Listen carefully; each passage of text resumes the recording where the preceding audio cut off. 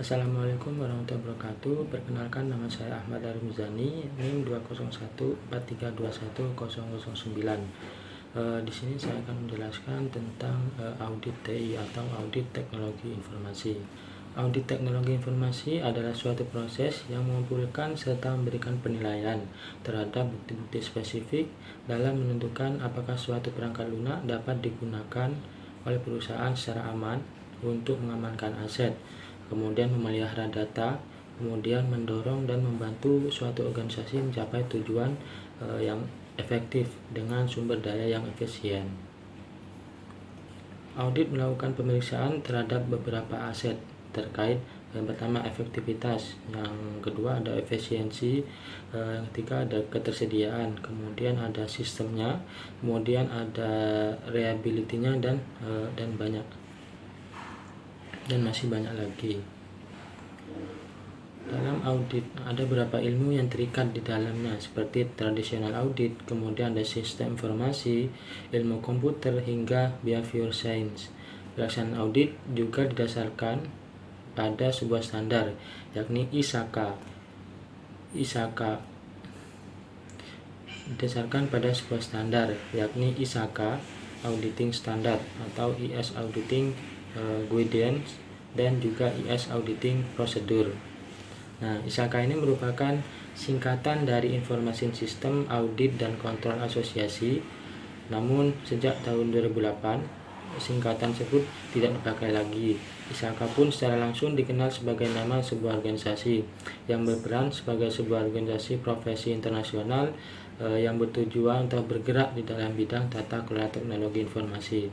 Jadi seorang auditor harus mempunyai sertifikat ISAKA untuk melakukan audit pada perusahaan-perusahaan, sehingga perusahaan yang diaudit itu sesuai dengan ketentuan atau sesuai dengan standar internasional. Tujuan audit teknologi informasi itu yang pertama meningkatkan performa. Nah, audit teknologi informasi ditujukan untuk meningkatkan daya saing dengan beberapa aspek yang perlu dilakukan, yakni mengukur kinerja teknologi yang ada supaya dapat menemukan solusi dari setiap permasalahan yang ada. Kemudian untuk meningkatkan produktivitas supaya pendapatan juga meningkat.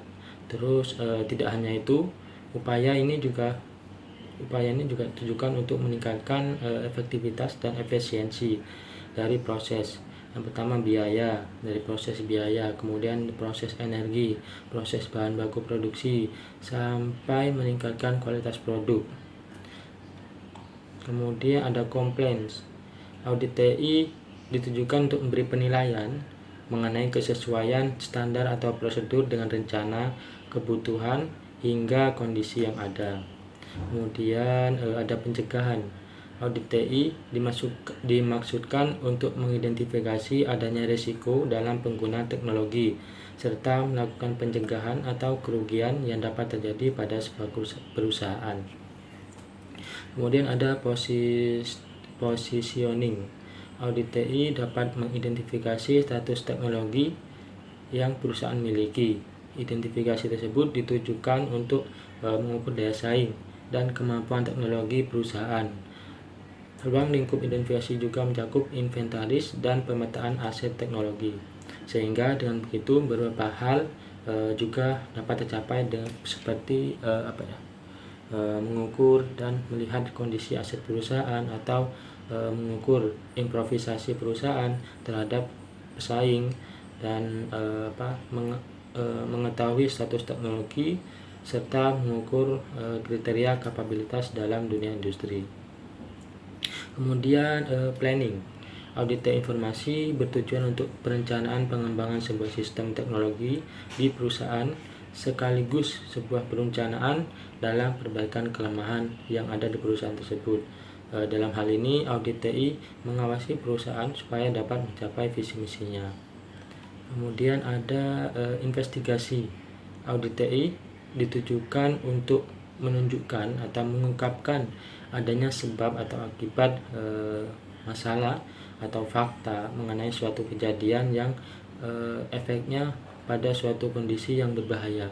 Efeknya sangat berbahaya dan itu perlu diaudit oleh seorang audit dan auditor itu nanti berkomunikasi dengan pemilik perusahaannya dan juga menawarkan solusi sehingga permasalahan ini atau kejadian ini dapat diatasi.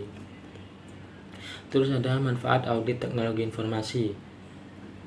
Ada beberapa manfaat teknologi informasi, yakni yang pertama, audit dapat mendeteksi komputer supaya tidak terjadi kehilangan arah dalam pengelolaan.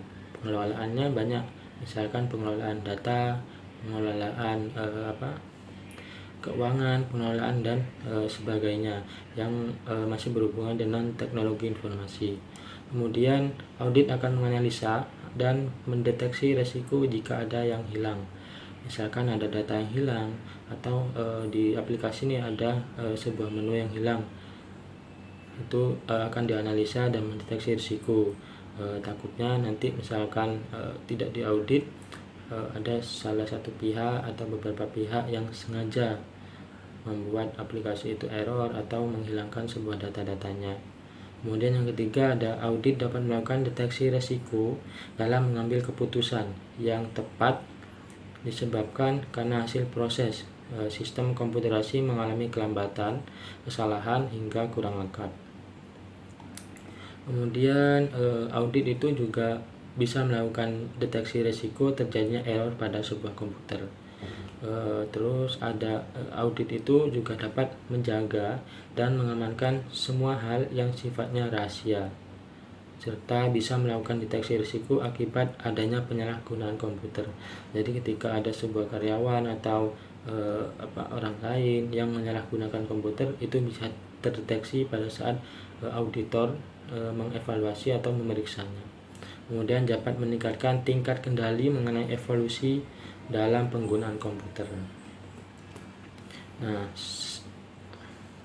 Nah, selanjutnya ada framework audit teknologi informasi. Yang pertama ada COBIT. COBIT singkatannya merupakan Control Objective for Information and Related Technology. COBIT ini merupakan sebuah panduan atau standar dalam menjalankan praktik manajemen teknologi informasi yang diterbitkan oleh ISAKA, yakni IT Governance Institute. Secara umum, COBIT itu mencakup perencanaan dan organisasi, serta pengadaan dan implementasi dan pengantaran dukungan pengawasan dan evaluasi. COBIT itu juga bertujuan untuk memberikan kebijakan secara jelas serta membantu melakukan manajemen untuk memahami serta mengelola seluruh risiko yang berkaitan dengan IT. Kemudian yang kedua nih ada framework ITIL atau Information Technology Infrastructure Library. Nah, ITIL ini merupakan serangkaian praktek manajemen pada sebuah layanan IT yang hanya khusus untuk menjelaskan layanan IT terhadap kebutuhan untuk bisnis. ITIL ini juga mencakup proses, prosedur, tugas, hingga daftar periksa yang bisa digunakan dalam organisasi atau perusahaan untuk mengupayakan integritas dan strategi apa yang ada dalam perusahaan tersebut. Kemudian informasi teknologi infrastruktur library.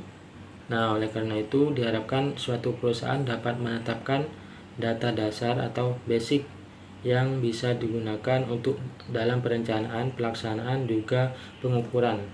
Dan informasi teknologi infrastruktur library ini juga dapat menunjukkan tingkat implementasi, kepatuhan, dan penerapan serta mengukur adanya peningkatan. Sekian, terima kasih presentasi dari saya, kurang lebihnya mohon maaf. Wassalamualaikum warahmatullahi wabarakatuh.